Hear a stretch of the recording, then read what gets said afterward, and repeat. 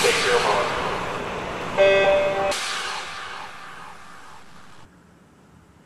Chinese sure know how to close out a world championships, don't they? Happy Sunday, everyone. I'm Peter Busch in the Swimming World Studios. Welcome to another special edition of the Morning Swim Show. It's Sunday, July 31st, 2011. The big meet in Shanghai is over. There was another world record on the final day of swimming, only the second world record of the meet. Joining us now to talk about all of today's races, Swimming World Magazine senior writer John Lohn in Shanghai. John, welcome back. How you doing? Doing well, Peter. How are you? Good. I woke up and I saw Sun Yang went 54-2 on the last 100. That can't be right. Yeah, and then he went 25-9 on his last 50. The guy is about 2.5 to 3 seconds off world record pace the entire way. I mean, we're talking right from the get-go, basically. And I've never seen anyone in a distance event close a race the way he did there. That was unbelievable. Talk about two different styles. When Grant Hackett set that record back in 2001, he went out and pushed the pace early. Coached by Dennis Cotterell was Hackett. Sun Yang, coached by Dennis Cotterell, comes home completely opposite, back halves the thing. So it's almost 10 years to the day. 10 years and 2 days since Hackett broke that record. A record, you know, that's one of the oldest records, obviously, on the books. So if they were virtually swimming, I mean, Hackett would have been, you know, 2 body lengths ahead of him at the final 100. Yeah. I just imagine that virtual race in my head of him closing, and I can only imagine the place was going nuts there tonight. It was just off-the-wall craziness. And when it ended, not a person left until Sun Yang got on the medal podium. They just ate up every minute of tonight. And wouldn't it be great to see a simulation of that race like you brought up? That would be really cool. Well, what an exciting race to end out the meet, especially for the home fans there in China. All right, next event I want to talk about the men's 400 IM. Ryan Lochte wins in a 4:07.13. He's about 4 seconds off the world record, but I will say this. I think this was an amazing swim because that 400 IM is usually at the beginning of the program when these guys are most fresh. Right, we'll see a lot more out of Ryan in London because it's a day one event. The World Championships always throws that 400 IM on the last day, and Ryan's just been through the gauntlet here, just had to grind that out. And to be within a second of Michael Phelps' textile best from the Melbourne World Championships, that was just really, really impressive. So Lochte closes out the meet, winning all 4 individual events that he swam. He gets a gold medal from the 4x2. He gets a bronze from the 4x1. So 5 golds and a bronze. I'll tell you what, it's not what Phelps did in Beijing, but if this is what next year looks like for Ryan Lochte, that's pretty damn good. Yeah, and I think we're going to see him add something there. I think one way or another, and he's going to have to look at the schedule, but I think that 100 backstroke becomes part of the equation. And even if he pulls like what Michael Phelps did in 2004, when Michael swam the 200 back then dropped it, if he did that, qualified, then dropped the race, but gives him a chance to swim the medley relay, that's doable. I totally agree. I think he's got to figure out a way to mix that in because after what we saw of the American backstrokers this week, it was good, but not great. And I think Lochte could have gone faster on that medley today. Maybe not with the 400 IM, but typically I think he's faster than either Plummer or Thoman in that 100 backstroke. So I think they've got to figure out a way, he's got to figure out a way to show them enough at trials so that they can at least put him on the prelims, get him that shot because, you know, he wants to get, you know, 7 or 8 gold medals. It might not happen, but he's at least got to be swimming that many events to make it happen. Yeah, I think he'll put together a schedule that is Spitzian Phelpsian, to use those terms. I don't think there's any doubt that we'll see at least 7 events on Ryan Lochte's schedule.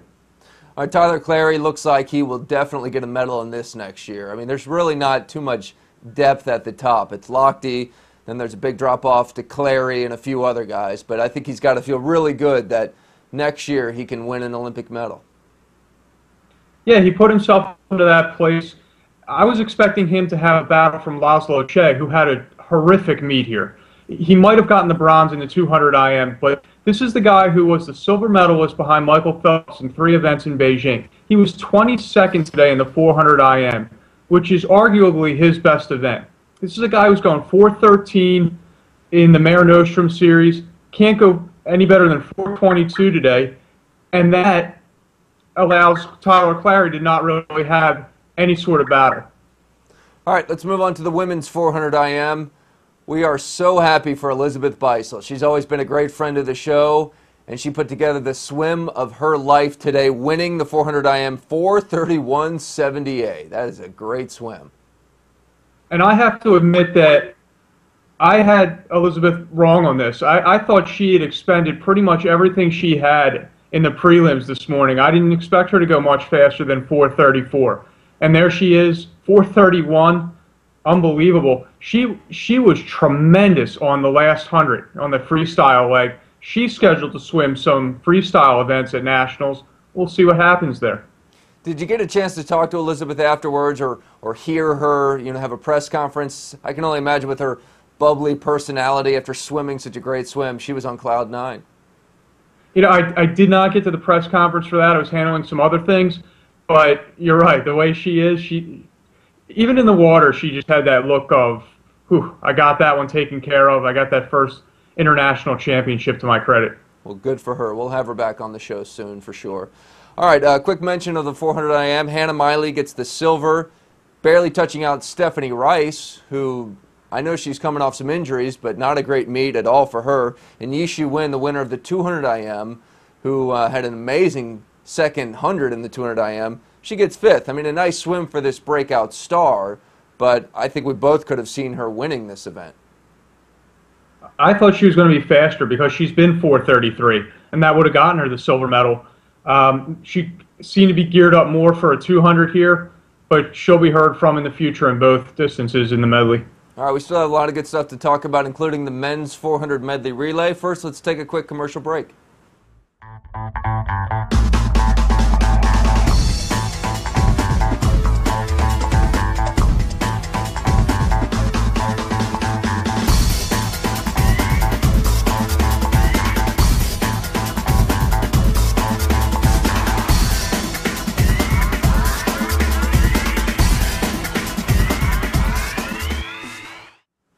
All right, back here with John Lohn. Moving on to the women's 50 breaststroke final.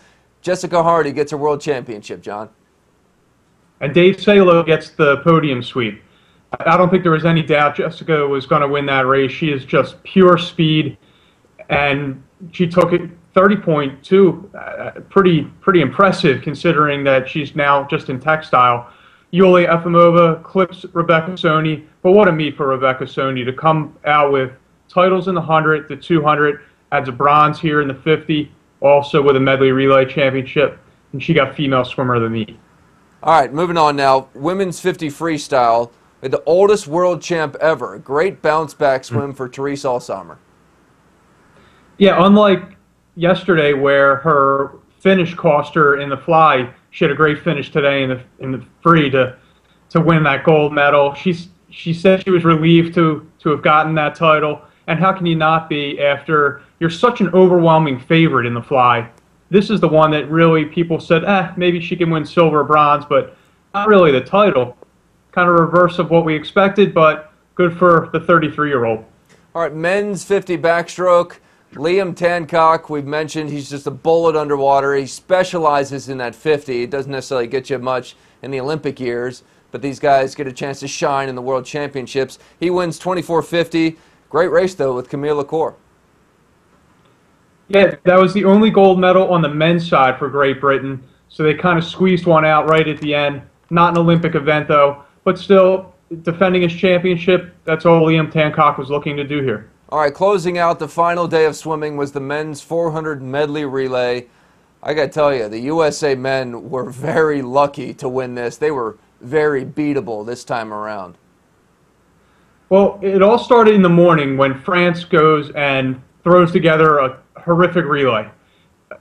Florent Manadou ends up splitting 54.02 and I think was 30.0 on the last 50 of his fly leg. Fabien Gillot is like a second slower than what he should have been. So France, the team with the fastest time in the world last year, the team that's supposed to give the United States a run, again comes up small in a relay. I don't know what it Now, is with those guys. I was texting Jason Marsteller and Jeff Cummings after I saw that they didn't even make the finals. Do those French guys just have no heart? I mean, this is the World Championships, and you're throwing down eggs on the fly and freestyle legs of your medley relay that should be winning a gold medal. it's inexcusable. It's almost like they're just out for themselves in the individual events, and the relays are an afterthought, and it's, hey, let's see what happens. Yeah. I mean, USA wins again, but they cannot feel great about that relay right now. No. I mean, they've really got to sharpen that up. Phelps, Phelps was the one person that saved him, but even his split wasn't incredible. But everybody else on that relay has got to be faster, I think, if they want to feel even close to comfortable going into London. I was feeling good when David Plummer and Nick Thoman each went 53-0s in the individual 100 back. So then when Thoman goes 53-6 leading off, all of a sudden now you've dug a hole. And then Mark Agloff goes 100.2, which just awful. It's more or less like a 100 high open 100 breaststroke. That puts a lot of pressure on Phelps. And like you said, he didn't have one of his greatest splits, but compared to the rest of the world, that's what pulled it out. And even Nathan Adrian on the end, that wasn't what it could have been. So moving forward, yeah, that medley relay better watch, because James Magnuson on the end of Australia's relay, that's scary stuff. The American men have a little soul searching to do, I would say, over the next 11 months. No doubt about it. Well, John, I want to thank you very much for staying up late. We woke up early. You stayed up late. We made this coverage happen all week long. You did a great job, and we really appreciate it, John. Hey, I appreciate it, Peter. I had a great time all week. All right, I also want to give a big thanks to everyone behind the scenes here at Swimming World who made this coverage possible, bringing you timely, insightful information all week long from the meet in Shanghai. Our executive producer, Brent Rudemeller, associate producer, Jeff Cummings, Gary Fricke is our IT guy, and Jason Marsteller was posting fast and furious on the website and on our social media sites all week long. A big thanks to everyone here at Swimming World. And thank you very much for watching us. This has been our special edition of the Morning Swim Show World Championship Edition. Hope you enjoyed it. I'm Peter Busch, reminding you to keep your head down at the finish.